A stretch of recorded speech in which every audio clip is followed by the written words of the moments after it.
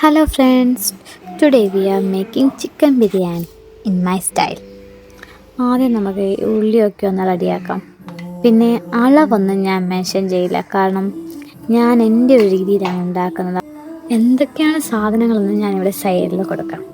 പിന്നെ ഞാൻ അത്ര വലിയ കുക്കൊന്നുമല്ല, വല്ല ചാച്ചിപിയുടെയും യൂട്യൂബിൻ്റെയൊക്കെ സഹായത്തോടെയാണ് ഞാൻ ഈ കലാവിരുന്ന് കാണിക്കുന്നത്.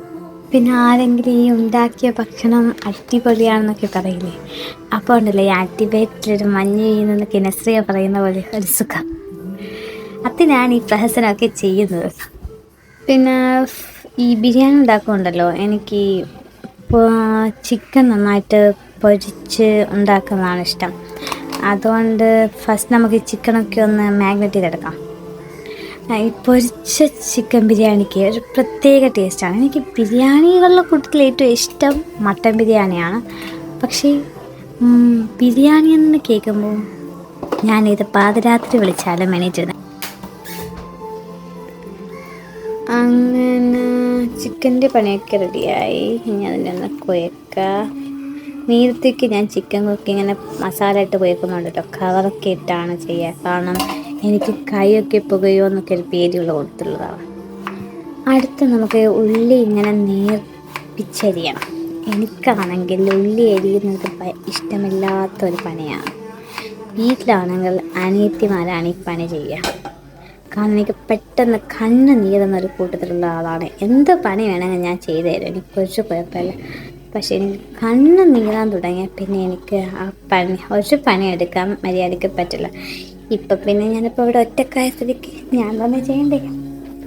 നോർമലി ഞാൻ ഈ ഫുഡൊക്കെ കുക്ക് ചെയ്യാൻ ഉപയോഗിക്കുക വെളിച്ചെണ്ണയായിരിക്കും, കാരണം എന്താണെന്നറിയില്ല, ഉമ്മ അധികവും മീൻ പൊരിക്കാനും താളിക്കാനും എല്ലാത്തിനൊക്കെ ഈ വെളിച്ചെണ്ണ ഉപയോഗിക്കുന്നത് കണ്ടിട്ടുണ്ട്. എനിക്ക് അതുകൊണ്ടാണെന്നറിയില്ല ഞാനും അധികം ഉപയോഗിക്കുക വെളിച്ചെണ്ണ. പക്ഷേ ഇന്നൊരു ചേഞ്ചിന് എനിക്ക് സൺഫ്ലവർ ഉപയോഗിക്കാൻ തോന്നും. അങ്ങനെ അപ്പോൾ ഇന്നത്തെ കുക്കിംഗ് മൊത്തം സൺഫ്ലവർ ഓയിലാണ് ചെയ്യുന്നത്. അപ്പോൾ ഉള്ളി ഒന്ന് വാട്ടിയെടുക്കുന്നതിനിടയിൽ ഞാൻ സൺഫ്ലവറിൻ്റെ കൂടെ കുറച്ച് ഗീ കൂടി ആഡ് ചെയ്ത് കുറച്ച് ടേസ്റ്റ് കിട്ടാൻ വേണ്ടി. പക്ഷേ ഉണ്ടല്ലോ, ഇപ്പം ഈ സമയത്ത് ഉമ്മ ഉണ്ടായില്ലെങ്കിൽ ഉമ്മ കിച്ചണിന്ന് പുറപ്പെട്ടോളും, കാരണം ഉമ്മക്ക് ഗീൻ്റെ സ്മെല്ല് ഇഷ്ടമല്ല. ഗീ മാത്രമല്ല, കേട് ബട്ടർ ഇതൊക്കെ ഉണ്ടാക്കിയ പാത്രം പോലും ഉമ്മ കയ്യില്ല, ഉമ്മക്കത് ഇഷ്ടമില്ല. അതുകൊണ്ട് ഞങ്ങൾ ആരെങ്കിലും ദോശയിലോ അങ്ങനെ നെയ്ച്ചോറിലൊക്കെ ഇത് ഉണ്ടാക്കുന്നതുണ്ട്, പിന്നെ ആളത് കഴിക്കില്ല. അപ്പോൾ മാക്സിമം ഞങ്ങളതിൻ്റെ ഉപയോഗമാക്കി വീട്ടിൽ കുറച്ചാണ് ഉപയോഗിക്കാൻ. അപ്പോൾ ഉമ്മ ഇല്ലാത്ത സ്ഥിതിക്കാണ് ഇത്ര ഗീയൊക്കെ ഞങ്ങളത് ഉപയോഗിക്കുക. ടൊമാറ്റോ ഞാൻ കട്ട് ചെയ്യുന്നത് പകരം ഈ ഇഞ്ചി ഗാർലിക് പേസ്റ്റ് ഉണ്ടല്ലോ, അതിനകത്ത് ഞാനിട്ട് ക്രഷ് ചെയ്ത് പേസ്റ്റ് രൂപത്തിലാണ് ഒഴിച്ചത്. അതും ഉമ്മയുടെ ടിപ്പാണ് കേട്ടോ. ഉമ്മ സാധാരണ ഫുഡ് ഉണ്ടാക്കുന്നുണ്ടല്ലോ, ടൊമാറ്റോ ക്രഷ് ചെയ്തിട്ടാണ്. അതെന്തിനാണെന്ന് എനിക്കറിയില്ല, ഞാനും അത് കണ്ട് ശീലിച്ചുകൊണ്ടാണെന്നറിയില്ല.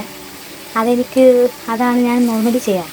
അതിൻ്റെ ഇടയിൽ നമ്മൾ ചിക്കൻ റെഡിയായി. ചിക്കൻ അധികം ഒന്നും ഞാൻ പൊരിച്ചെടുക്കുന്നത്, കാരണം ഡീപ്പ് ഫ്രൈ ഒന്നും ചെയ്യുന്നത്, ഒരു ചെറിയൊരു ക്രിസ്പിനെസ് പോലെ കിട്ടിയാൽ റെഡിയാണ്. ഇനി നമ്മുടെ ആ സവാളയും തക്കാളിയൊക്കെ റെഡിയായിട്ടുണ്ട്. അതിനകത്ത് ആവശ്യമായ പൊടികളൊക്കെ നമുക്ക് ചേർക്കാം. അധികം ഗരം മസാല ഞങ്ങൾ ചേർക്കുക ഈ വീട്ടിലുണ്ടാക്കിയ ഗരം മസാല ആയിരിക്കും, കാരണം ഉമ്മ ഈ സ്പൈസസൊക്കെ ഒരളവൊക്കെ വെച്ച് അതിനെ ഉണക്കി ഒക്കെ ഫ്രൈ ഒക്കെ ചെയ്തിട്ടാണ് ഉണ്ടാക്കി പൊടിച്ച് വയ്ക്കുക. പക്ഷേ അതിപ്പോൾ ഇവിടെ ഇല്ലാത്തതുകൊണ്ട് ഞാൻ ഷോപ്പിൽ നിന്ന് വാങ്ങിച്ച ഗരം മസാലയാണ് ഇതിനകത്തിടുന്നത്. പക്ഷേ അതെനിക്ക് ഭയങ്കര ഇഷ്ടമാണ്. ഞാൻ ഉമ്മയോട് പറഞ്ഞിട്ടുണ്ട് നാട്ടിൽ നിന്ന് വരുമ്പോൾ ഒന്ന് ഉണ്ടാക്കിക്കൊണ്ടുവരാം. ഞാൻ നേരത്തെ പറഞ്ഞില്ല, യൂട്യൂബും ചാച്ചിപിയുടെ ഹെൽപ്പോടുകൂടിയാണ് ഇതൊക്കെ ചെയ്യാമെന്ന്. ഞാൻ ആരെങ്കിലും ഉണ്ടാക്കുന്നത് ഒരു പ്രാവശ്യം കണ്ടാൽ പെട്ടെന്ന് മറന്നു പോകുന്ന കൂട്ടത്തിലാണ്. ഇതിപ്പോൾ യൂട്യൂബിൽ വീഡിയോ നോക്കി ചെയ്താലും അതുപോലെ ഒന്നും ഞാൻ ചെയ്യില്ല. എൻ്റെ ഒരു രീതിയിൽ അതിന് ഞാൻ മാറ്റിയെടുക്കും. അതാണ് എൻ്റെ ഒരു രീതി. ഇപ്പോൾ അവരിത്ര അളവ് കൊടുത്തു ഇങ്ങനെ ചെയ്യണം, അതൊന്നും എനിക്ക് പറ്റില്ല. ചിലപ്പോൾ അതെനിക്ക് ശരിയും ആവില്ല. ഞാനൊന്ന് കാണും, പിന്നെ എൻ്റെ ഒരു ഇത് വെച്ച് ഞാൻ ഉണ്ടാക്കും. അതാണ് ചെയ്യുക. ചിലപ്പോൾ ഫ്ലോപ്പാവും, ചിലപ്പോൾ സക്സസ് ആവും. ഫ്ലോപ്പ് റേറ്റ് കുറവാണ്, കാരണം എന്തെങ്കിലും ഉണ്ടാക്കിയാൽ വീട്ടിലെല്ലാവരും നല്ല അഭിപ്രായം പറയലാണ് കൂടുതലും കാണാറ്. ഈ ഒരു സ്ലിമ്മിൽ വെച്ച ശേഷം മസാലയുടെ മുകളിൽ ഇങ്ങനെ പൊരിച്ച ചിക്കൻ നിരത്തി വയ്ക്കുക. ശേഷം നമ്മുടെ ഗീ റൈസ് റെഡിയാക്കാം. അധികം ഒന്നും വേവേണ്ട ആവശ്യമില്ല, ഒരു 80% അതിനെ വേവിച്ചെടുത്താൽ മതി. റൈസ് ഇട്ട് സെറ്റാക്കാം. ഈ പണിയാണ് എനിക്ക് വീട്ടിലധികവും കിട്ടാറുള്ള പണി. ഉമ്മ ബിരിയാണി ഉണ്ടാക്കുമ്പോൾ ഉമ്മ ഇങ്ങനെ ഈ ലെയറിങ്ങിൻ്റെ പണിയുണ്ടല്ലോ, അതധികവും ഞാനാണ് ചെയ്യുക. കാരണം അതെന്താണെന്ന് എനിക്ക് പോലും അറിയില്ല. ഉമ്മ പറയുന്നത് നീ ഇട്ടാലാണത് റെഡിയാവുകയാണ്. ഞാൻ എന്നെ പൊക്കി പറയുന്നതല്ല, വീട്ടിലധികം ഈ പണി എനിക്കാണ് കിട്ടാറ്. പക്ഷേ എനിക്കത് ഇഷ്ടമാണ്. എൻ്റെ മുകളിൽ എന്താണ് കാഷ്യൂസൊക്കെ ഫ്രൈ ചെയ്തുണ്ടാവില്ല, അതിടക്കിടക്ക് ഞമ്മഞ്ഞമാക്കാനും പറ്റും. പക്ഷേ ഇന്ന് ഞാൻ കാഷ്യൂസൊന്നും യൂസ് ചെയ്തില്ല. സിമ്പിളായിട്ട് പെട്ടെന്നൊരു ബിരിയാണി ഉണ്ടാക്കാൻ തോട്ട് ചെയ്തപ്പോൾ അതൊക്കെ വാങ്ങിക്കാൻ ഞാൻ മറന്നുപോയി. അപ്പോൾ ഉള്ള സാധനങ്ങൾ വെച്ചുണ്ടാക്കിയാണ്. അപ്പോൾ കുറച്ച് ഫ്രൈഡ് ഓണിയൻസൊക്കെ വെച്ച് ഒന്ന് ഗാർണിഷ് ചെയ്തെടുത്തു. കുറച്ച് മഞ്ഞളുണ്ടല്ലോ, മഞ്ഞൾ വെള്ളത്തിൽ കലക്കി അതിന് മുമ്പിൽ സ്പ്രേ ചെയ്തു. കാരണം ആർട്ടിഫിഷ്യൽ കളേഴ്സൊന്നും വെറുതെ ആഡ് ചെയ്യണ്ടല്ലോ. പിന്നെ കുറച്ച് നെയ്യ് കൂടി അതിൻ്റെ മുകളിൽ ഒഴിച്ച ശേഷം ഒരു 5 മിനിറ്റ്സ് അതിൽ ആവി കയറ്റി എടുക്കാം. ഇത്രയേ ഉള്ളൂ എൻ്റെ സ്റ്റൈലിലുള്ള ബിരിയാണി റെസിപ്പി. എല്ലാവർക്കും ബിരിയാണി ഇഷ്ടപ്പെട്ടു, അത് പറയാൻ മറന്നുപോയി. എല്ലാവരും നല്ല അഭിപ്രായം പറഞ്ഞ സ്ഥിതിക്കാണ് ഞാൻ ഈ റെസിപ്പി പോസ്റ്റ് ചെയ്യുന്നത്. ഏതായാലും ബൈ ബൈ. എല്ലാവരും ഒന്ന് വീട്ടിൽ നിന്ന് ട്രൈ ചെയ്ത് നോക്കാൻ മറക്കണ്ട കേട്ടോ.